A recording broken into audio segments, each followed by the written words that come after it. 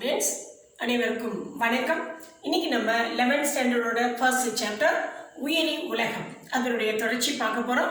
சென்ற வகுப்பில் நம்ம டிஎம்பி டொபாக்கோ மொசைக் வைரஸ் புகையிலை தேமல் வைரஸினுடைய அமைப்பையும் T4 பாக்டீரியா ஃபேஜின் அமைப்பும் பார்த்தோம்.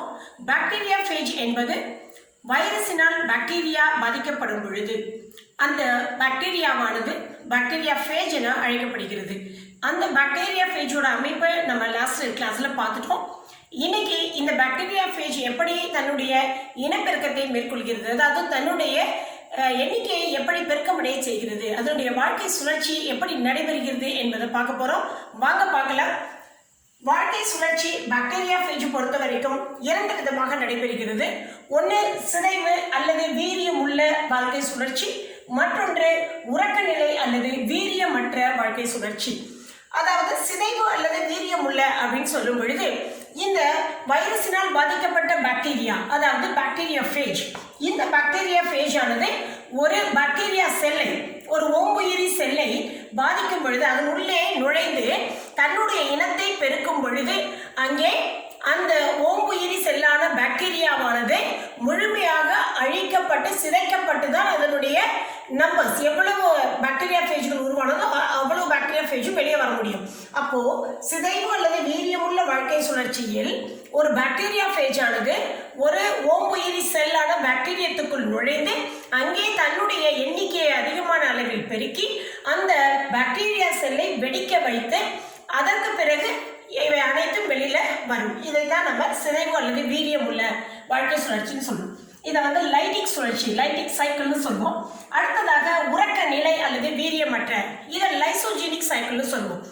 இந்த நிலையின் பொழுது பாக்டீரியா செல்லுக்குள் நுழைகின்ற இந்த பாக்டீரியா ஃபேஜ் ஆனது அந்த பாக்டீரியா ஓம்புயிரி செல்லுக்கு எந்த விதமான பிரச்சனையும் ஏற்படாமல் அது தன்னுடைய ஜீனோமையும் பாக்டீரியத்தினுடைய ஜீனோமையும் ஒன்றாக இணைத்துக் கொள்ளும். இங்கே அந்த ஓம்புயிரி பாக்டீரியாவுக்கு எந்த பாதிப்பும் ஏற்படுவதில்லை. அதனால தான் அதை உறக்க நிலை அல்லது வீரியமற்ற ஒரு வாழ்க்கை சுழற்சி முறை அப்படின்னு சொல்றோம். இப்போ நம்ம பார்க்க போறது முதல் நிகழ்வான சிதைவு, அதாவது லைட்டிக் சைக்கிள், வீரியம் உள்ள சைக்கிள் பார்க்க போறோம். இந்த வீரியம் உள்ள சுழற்சி முறையில் இது என்ன பண்ணும் அப்படின்னா, புதிதாக ஏதாவது ஒரு ஓம்புயிரி பாக்டீரியாக்குள் நுழைந்த பாக்டீரியா ஃபேஜ் ஆனது முழுமையாக அந்த செல்லுக்குள்ளாரியே பெருக்கமடைந்து அந்த ஓம்புயிரி பாக்டீரியா செல் வெடிக்க வைத்து பிறகு தன்னுடைய இனத்தை, தன்னுடைய எண்ணிக்கை பெருக்கமடைய செய்து அத்தனை பாக்டீரியா ஃபேஜ்களையும் வெளியே கொண்டு வரும். ஸோ இந்த நிகழ்வில் ஒரு 5 ஸ்டெப்ஸ் இருக்கு. அந்த 5 படிநிலைகளில் முதலாவதாக வருவது ஒட்டிக்கொள்ளுதல். அதாவது ஒரு பாக்டீரியா ஃபேஜ் எப்படி ஒரு பாக்டீரியா ஓம்புயிரி செல்லுடன் ஒட்டிக்கொள்கிறது என்பதை விளக்கும் நிகழ்வு. இரண்டாவது ஊடுருவுதல். ஒரு பாக்டீரியா ஃபேஜ் ஆனது தன்னிடம் உள்ள டிஎன்ஏவை அந்த பாக்டீரியத்துக்குள் எப்படி நுழைக்கின்றது என்பதுதான் ஊடுருவுதல். மூன்றாவதாக இருப்பது இந்த பாக்டீரியா ஃபேஜினுடைய டிஎன்ஏ பாக்டீரியா ஓம்புயிரி செல்லுக்குள் எப்படி தன்னுடைய பாகங்களை உற்பத்தி செய்து கொள்கின்றன என்பது. நான்காவது அந்த பாக்டீரியத்துக்குள் இந்த பாக்டீரியா ஃபேஜின் பாகங்கள் எல்லாம் ஒன்றாக இணைந்து அவை எல்லாம் ஒரு தொகுப்பாகி முதிர்ச்சி அடைவது. கடைசியாக ஓம்புயிரி பாக்டீரியா செல்லை வெடிக்க செய்து அந்த பாக்டீரியா ஃபேஜ் அனைத்தும் வெளியேறுவது. இந்த மாதிரி 5 படிநிலைகளில் இந்த வீரியமுள்ள சுழற்சியானது நடைபெறுகிறது. இப்போ நம்ம ஒரு படிநிலையாக பார்க்கலாம். வாங்க. ஃபர்ஸ்ட் பார்த்தீங்கன்னா ஒட்டிக்கொள்ளுதல். அதாவது இது எப்படி ஒரு அட்டாச்மெண்ட், எப்படி ஒரு பாக்டீரியா ஃபேஜ் ஆனது ஒரு பாக்டீரியா ஓம்புயிரி செல்லுடன் ஒட்டிக்கொள்கிறது. இதுல 2 நிகழ்வு இருக்கு. ஒன்று பரப்பிரங்கள், இன்னொன்று குத்துதல். பரப்பிரங்கள் என்பது அதனுடன் ஒட்டிக்கொள்ளும் நிகழ்வு, குத்துதல் என்பது பின்னிங். இந்த 2 நிகழ்வையும் எப்படின்னு நம்ம பார்க்கலாம். முதல்ல ஒரு பாக்டீரியா ஃபேஜ் ஆனது, இதுதான் பாக்டீரியா ஃபேஜ். இந்த பாக்டீரியா ஃபேஜ் ஒரு சின்ன ஒரு துகள். இந்த T4 துகளானது இந்த பாக்டீரியா தான் ஓம்புயிரி செல். இந்த எசெர்ஷியா கோலை என அழைக்கப்படும் இந்த ஓம்புயிரி செல்லின் செல் சுவருடன் தன்னுடைய வாழ்நாரை பயன்படுத்தி இணைகிறது. அப்போ வாழ்நாரை பயன்படுத்தி அழகா இந்த பாக்டீரியா ஃபேஜ் இந்த பாக்டீரியாத்தோட ஒட்டிக்கொள்ள வேண்டும் என்றால் இந்த வாழ்நாரில் இருக்கக்கூடிய லிப்போபாலிசாக்கரைடுகள் இதற்கு உதவியாக இருக்கும்.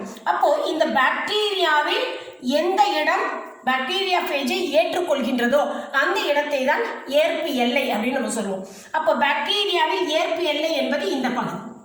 இந்த பகுதியில் இந்த பேஜினுடைய வாழ்நாரில் இருக்கும் லிப்போபாலிசாக்கரைடுகள் உதவியுடன் இந்த பாக்டீரியா பேஜ் இந்த பாக்டீரியத்தின் ஏற்பு எல்லை பகுதியில் இணைகின்றது.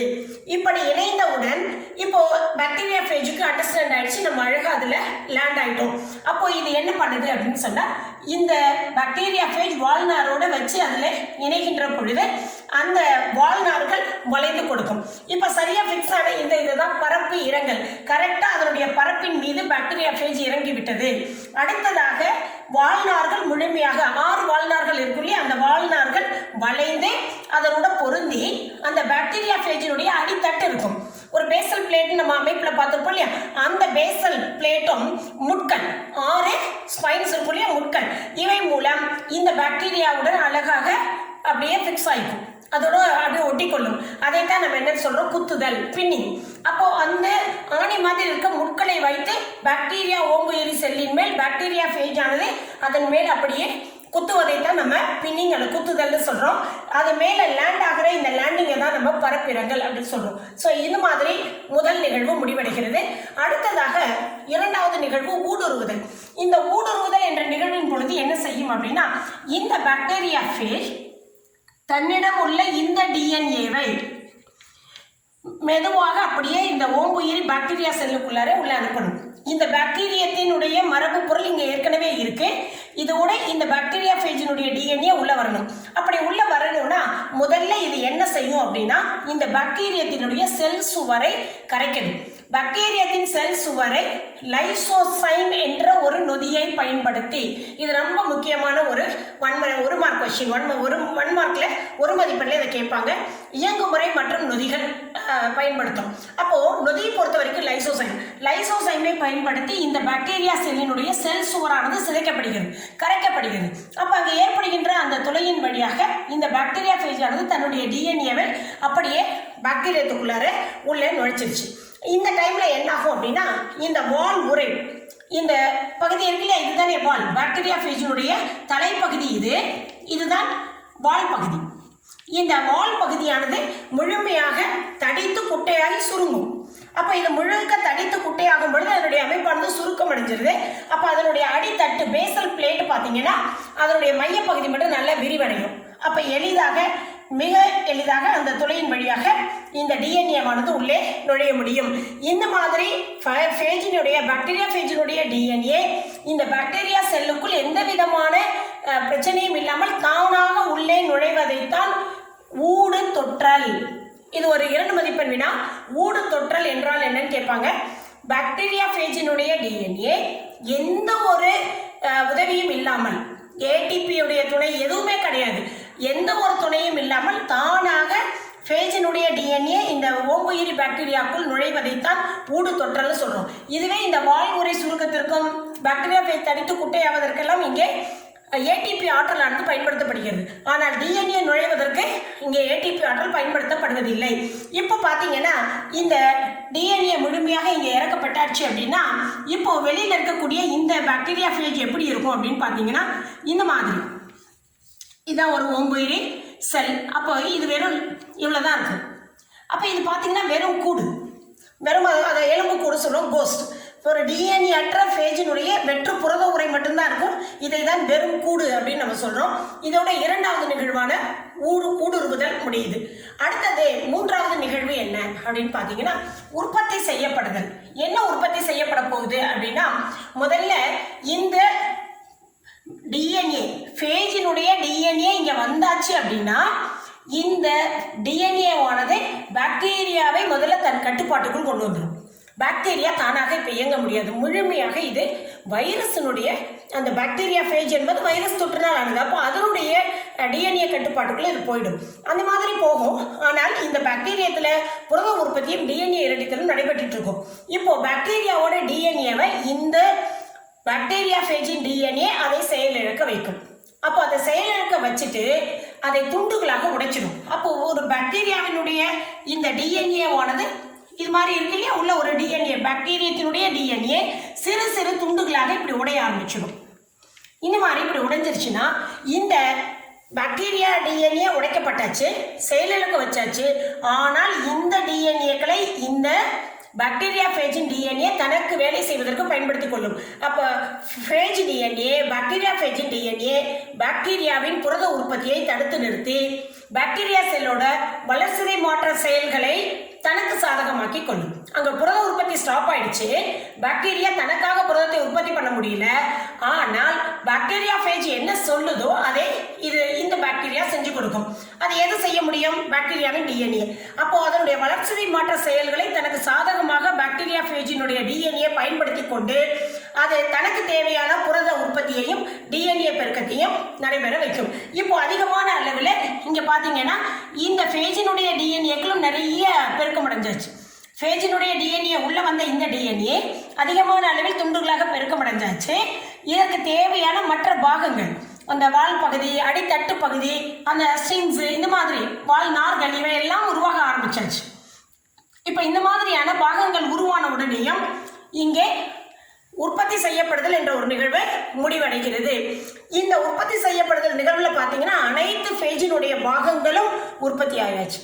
அப்போ இங்கே செயலிழந்து நிற்பது யாருன்னு பார்த்தீங்கன்னா பாக்டீரியா தான். இப்போ கிட்டத்தட்ட பாக்டீரியாவானது தன்னுடைய முழு செயல்பாட்டையும் இழந்தாச்சு. இப்போ இதோட மூன்றாவது நிகழ்வான உற்பத்தி செய்யப்படுதல் என்பது முடிவடைகிறது.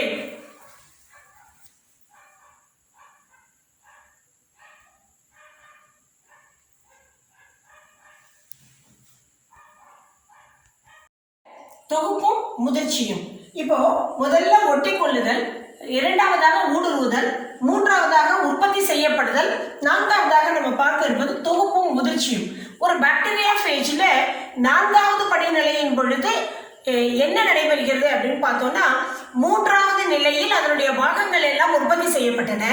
அந்த உற்பத்தி செய்யப்பட்ட பாகங்கள் அனைத்தும் அந்த ஃபேஜினுடைய டிஎன்ஏக்களும் புரத உரையும் அந்த ஓம்புயிரி பாக்டீரியா செல்லுக்குள்ளாரே அப்படியே தனித்தனியாக உருவானதெல்லாம் ஒன்று அசம்பிள் ஆகுது. இவை அனைத்து பாகங்களும் ஒன்றாக இணைந்து ஒரு முழு பாக்டீரியா ஃபேஜாக மாறுகிறது. அதெல்லாம் ஒரு முழு வைரஸாக, வைரஸ் துகள்களாக மாறுகின்றன, அதை முழு விரியன்களாக மாறுகின்றன சொல்லலாம். எப்பொழுதுமே ஒரு புரத உரையும் ஒரு நியூக்ளிக் அமிலமும் சேர்ந்தால் அதுதான் ஒரு வைரஸ் துகள் விரியன் அப்படின்னு சொல்லக்கூடியது. இப்போ அந்த மாதிரி முழுமையாக அதனுடைய பாகங்கள் இணைக்கப்பட்டாலே இது போன்று ஒரு நிறைய பாக்டீரியா ஃபேஜ் துகள்கள் உருவாகியாச்சு. இதெல்லாம் முழு தொகுப்பு முதிர்ச்சி அடைகின்ற நிலைன்னு சொல்றோம். இப்போ முதிர்ச்சி அடைந்த நிலையில் இந்த பாக்டீரியா ஃபேஜ்கள் பாக்டீரியா செல்லுக்குள்ளாரே இருக்கின்றன. அடுத்தது வெளியேற்றம் என்ற ஐந்தாவது படிநிலை.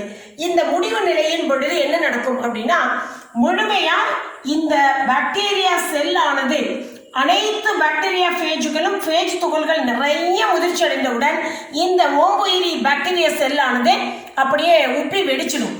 அது வெடித்தவுடன் அனைத்து பாக்டீரியா ஃபேஜுகளும் வெளியேற்றப்படுகின்றன. அப்போ இங்கே ஓம்புயிரி பாக்டீரியா கொல்லப்பட்டாச்சு. அது இறந்தவுடன் அனைத்து செல்களும் வெளியேற்றப்படுகின்றன.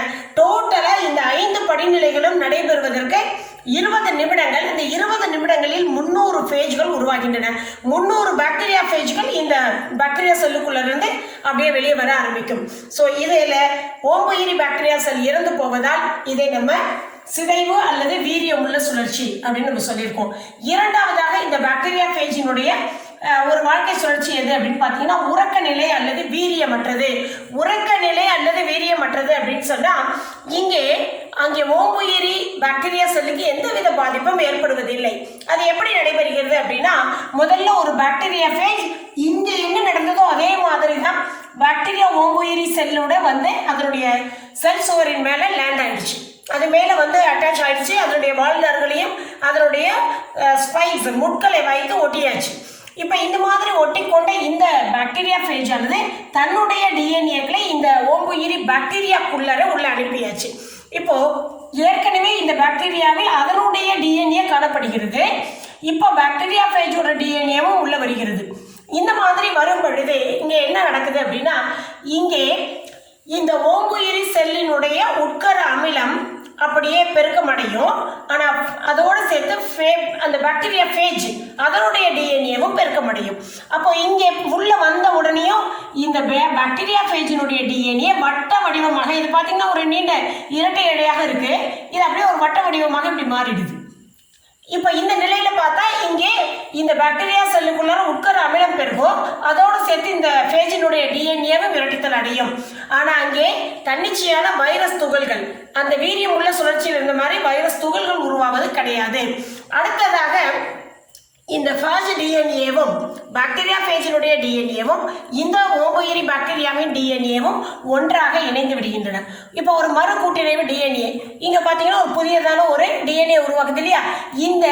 இதனுடைய டிஎன்ஏ இணைந்த இந்த நிலையை தான் ப்ரோஃபேஜ் அப்படின்னு நம்ம இங்கிலீஷில் சொல்லுவோம். இதை பாக்டீரியா ஃபேஜோட முன்னோடி, ஃபேஜ் முன்னோடின்னு சொல்லுவோம். இந்த ஃபேஜ் முன்னோடியானது எப்படி உருவாகியிருக்கு? இந்த ரெண்டும் இணைந்து உருவாகியிருக்கு. இப்போ இந்த ஃபேஜ் முன்னோடியானது மீண்டும் மீண்டும் அதிகமான அளவில் தன்னுடைய பாகங்களை உருவாக்கி பாக்டீரியா ஃபேஜ்களை உருவாக்க முடியாத ஒரு சூழல். அதற்கு காரணம் என்ன? அந்த ஃபேஜ் உருவாக்கம் தடைபடுவதற்கு காரணம் என்னன்னு பார்த்தீங்கன்னா, இந்த ஃபேஜ் முன்னோடி 2 ஒடுக்கி புரதங்களை உருவாக்குகின்றன. இந்த 2 அது எதன் மூலமாக உருவாகும்? இந்த ஃபேஜினுடைய மரபணு 2 ஒடுக்கி புரதங்களை உருவாக்கும். அந்த ஒடுக்கி புரதங்கள் அந்த ஃபேஜ் முன்னோடி மரபணுக்களோட செயல்பாட்டை தடுத்துரும். அப்போ ஆட்டோமேட்டிக்காக இந்த ஃபேஜ் முன்னோடியானது அதிகமான நகல்களை பெருக்கமடைய செய்கிறதோ, அதனுடைய புரத உரைகளை டிஎன்ஏக்களை பெருக்கமடைய செய்கிறதோ செய்ய முடியாமல் போயிடும். அப்போது தொடர்ச்சியாக இங்கே இந்த பாக்டீரியா எந்தவித பாதிப்பும் இல்லாமல் மல்டிப்ளிகேஷனுக்கு போகும். எப்பொழுதுமே பாக்டீரியாவானது இந்த ஓம்புயிரி செல்லானது ஒரு பைனரி ஃபிஷன், 2 சமமாக பிளத்தல் முறையில் தன்னுடைய இனத்தை பெருக்கும் இல்லையா? அப்போ இந்த பாக்டீரியா செல் 2ஆக பிரிதல் அடையும் பொழுது அதை தொடர்ந்து இந்த ஃபேஜ் முன்னோடியும் 2ஆக பெருக்கமடைகின்றன. அப்போ எப்பொழுதெல்லாம் இந்த பாக்டீரியா பிரிதல் அடைகிறதோ அப்பொழுதெல்லாம் இது பிரிதல் அடையும் பொழுது இது 2 பாக்டீரியாக்கள் வரும் பொழுது இந்த ஃபேஜ் டிஎன்ஏவும் 2 ஃபேஜ் டிஎன்ஏ ஆயிடுச்சு. அதே மாதிரி இது மீண்டும் முழுமையாக உடைக்கப்பட்டு இது மீண்டும் பிரிதல் அடைந்தால் மீண்டும் அதில் 2 இதில் 2 இந்த மாதிரி பெருகிட்டே இருக்கும். அப்போது எப்பொழுது இந்த ஃபேஜ் டிஎன்ஏ மீண்டும் எந்த நிலையில் இது லைட்டிக் சுழற்சிக்கு போகும், வீரியமுள்ள சுழற்சிக்கு அப்படின்னா, ஒருவேளை இந்த பாக்டீரியா ஃபேஜுடைய இந்த டிஎன்ஏவானது ஒரு யூவி கதிர்கள்னாலேயோ, அதாவது இந்த ஃபேஜ் முன்னோடி யூவி கதிர்களாலேயோ அல்லது ஏதாவது வேதிப்பொருட்கள் தாக்கத்திற்கு உட்படுத்தப்பட்டுடுச்சுன்னா அந்த நேரத்திற்கு பிறகு இவை மீண்டும் லைட்டிக் சுழற்சி, அதாவது வீரியமுள்ள சுழற்சியை மீண்டும் ஈடுபட முடியும். அது வரைக்கும் இது எப்பொழுதுமே உறக்க நிலை அல்லது வீரியமற்ற நிலையில தான் வேலை பார்க்கும். அப்போ இங்கே இந்த ஓம்புயிரி பாக்டீரியாவுக்கு எந்த விதமான பாதிப்பும் ஏற்படுவது இல்லை. இதனால தான் இதை வீரியமற்ற நிலை அப்படின்னு நம்ம சொல்றோம். ஸோ இந்த படப்பகுதியில் இது முக்கியமான வினாவாக நம்ம எதிர்பார்க்கிறது என்ன அப்படின்னா, பாக்டீரியா ஃபேஜினுடைய வாழ்க்கை சுழற்சி முறையின் 2 வகைகள் யாவை அப்படின்னு கேட்டால், ஒன்று வீரியம் உள்ள சுழற்சி, மற்றொன்று வீரியமற்ற சுழற்சி அல்லது சிதைவு சுழற்சி, உறக்கம் நிலை சுழற்சின்னு எழுதலாம். எப்படி வேணுமானாலும் எழுதலாம். இது 2 மதிப்பெண்களை எதிர்பார்க்கலாம். அடுத்ததாக கேட்கக்கூடிய கொஸ்டின், வீரியம் உள்ள சுழற்சி என்றால் என்ன, சிதைவு சுழற்சி என்றால் என்ன? பாக்டீரியா ஃபேஜ் ஆனது ஓம்புயிரி செல்லுக்குள் நுழைந்து தன்னுடைய இனத்தை எண்ணிக்கையை அதிகமாக பெருக்கமடைய செய்து முடிவில் அந்த ஓம்புயிரி செல் பாக்டீரியாவை வெடிக்க செய்கின்றது, அதை அழிக்கின்றது. அதனால தான் இது வீரியமுள்ள சுழற்சின்னு சொல்கிறோம். அந்த மாதிரி ஆன்சர் கொடுத்தோம்னா 2 மார்க்ஸ் வாங்கிடலாம். அதற்கு அடுத்ததாக இந்த வீரியமுள்ள சுழற்சியின் படிநிலைகளை வரிசைப்படுத்துக. இது ஒரு 3 மதிப்பெண் வினா. ஒட்டி கொள்ளுதல், ஊடுருவுதல், உற்பத்தி செய்தல், தொகுப்பு மற்றும் முதிர்ச்சி அடைதல், முடிவாக வெளியேற்றம். இந்த 5 படிநிலைகளை சொல்லணும். ஸோ ஒட்டி கொள்ளுதலோட 2 முக்கிய நிகழ்வு என்ன அப்படின்னா, ஒன்று பரப்பிறங்கல், இன்னொன்று குத்தல். அதாவது எப்படி அதோடைய பின்னில் குத்தி நிற்குது அப்படிங்கிறது தான் குத்துதல்னு சொல்லக்கூடிய பின்னிங். அப்போ லேண்டிங் ஆகுதும் பின்னிங் ஆகுது, இந்த 2 நிகழ்வு தான் இந்த ஒட்டி கொள்ளுதலில் நடக்கக்கூடியது. ஊடுருவுதல் அப்படின்னு சொல்லும்பொழுது அங்கே ஒரு ஃபேஜ் டிஎன்ஏ, பாக்டீரியா ஃபேஜினுடைய டிஎன்ஏ எந்த ஆற்றலும் உதவி இல்லாமல் அப்படியே அந்த ஓம்புயிரி டிஎன்ஏக்குள்ளார ஓம்புயிரி பாக்டீரியத்துக்குள்ளாரே நுழைக்கப்படுகிறது. இந்த நிகழ்வை தான் நம்ம ஊடு தொற்றுதல் அல்லது ஊடுருவுதல் சொல்றோம். ஸோ இந்த மாதிரியான வினாக்களை நம்ம இதில் எதிர்பார்க்கலாம். அடுத்ததாக நமக்கு எதிர்பார்க்கிற வினா, பாக்டீரியா ஃபேஜினுடைய லைட்டிக் சுழற்சியை விளக்குக அப்படின்னா, இந்த பாக்டீரியாவினுடைய லைட்டிக் சுழற்சி என்றால் என்னங்கிறதை எழுதி அதனுடைய 5 படிநிலைகளையும் படத்தோட விளக்கம் கொடுத்தால் நம்ம மிக எளிதாக முழு மதிப்பெண்ணை பெற முடியும். அடுத்தது உறக்க நிலை அல்லது வீரியமற்ற நிலைன்னு கேட்டால், பாக்டீரியா ஃபேஜ் ஆனது தன்னுடைய டிஎன்ஏவை ஒரு ஓம்புயிரி பாக்டீரியாவுக்குள் அனுப்பும் பொழுது அங்கே அந்த பாக்டீரியாவுக்கு எந்தவித பாதிப்பும் இல்லாமல் இருந்தா அப்படின்னா அதுதான் நம்ம வீரியமற்ற நிலைன்னு சொல்றோம்னு எழுதிட்டு 2 மதிப்பெண்ணை வாங்கிடலாம். அதே மாதிரி பாக்டீரியா ஃபேஜ் முன்னோடி, ப்ரொஃபேஜ் ஃபேஜ், அதாவது ப்ரொஃபேஜ் என்றால் என்னன்னு தமிழில் கேட்கலாம், அல்லது ஃபேஜ் முன்னோடி என்றால் என்னன்னு கேட்கலாம். அப்போ ஒரு பாக்டீரியா ஃபேஜ் தன்னுடைய டிஎன்ஏவை ஓம்புயிர் செல்லுக்குள் அனுப்பும் பொழுது அந்த ஓம்புயிர் செல்லினுடைய டிஎன்ஏவும் ஃபேஜ் டிஎன்ஏவும் இரண்டும் இணைந்து ஒரு புதிய டிஎன்ஏவை உருவாக்குகிறது. அதுதான் ஃபேஜ் முன்னோடி, ப்ரொஃபேஜ் அப்படின்னு நம்ம சொல்லலாம். ஸோ இந்த மாதிரி சொன்னாலே மிக எளிதாக மதிப்பெண்ணை வாங்கலாம். ஒரு ட்விஸ்டடான ஒரு கொஷின் கேட்கணும் அப்படின்னு சொன்னாக்க, அதாவது ஏன் ஃபேஜ் முன்னோடி அதிகமான அளவில் தன்னுடைய எண்ணிக்கையை பாக்டீரியாக்குள்ளார வந்து ஒரு ஓம்புயிர் செல்லுக்குள் உருவாக்குவதில்லை, அதுக்கு காரணம் என்ன அப்படின்னு கேட்கலாம். அதற்கு காரணம் இந்த ஃபேஜ் டிஎன்ஏவில் இருக்கக்கூடிய முக்கியமான மரபணுக்கள், அந்த மரபணுவானது 2 ஒடுக்கி புரதங்களை உருவாக்குகின்றன. இந்த ஒடுக்கி புரதங்கள் தான் இந்த நிறைய அதிகமான ஃபேஜ் டிஎன்ஏக்களின் துகள்களை உருவாக்க முடியாமல் பண்ணுது. அதுதான் ரீசன். ஸோ அந்த 2 ஒடுக்கி புரதங்கள் பற்றி சொன்னோம்னா ரொம்ப எளிதாக அந்த வினாவிற்கு நம்மளால் மதிப்பெண்ணை பெற முடியும். ஸோ இவ்வளோ தான் இதில் இந்த பாடப்பகுதியில் இருக்கக்கூடியது. ஸோ இந்த கண்டென்ட்டை இதோட நிறைவடைகிறது. மீண்டும் உங்கள் அனைவரையும் அடுத்த பாடப்பகுதியுடன் நாளை சந்திக்கின்றேன். வணக்கம்.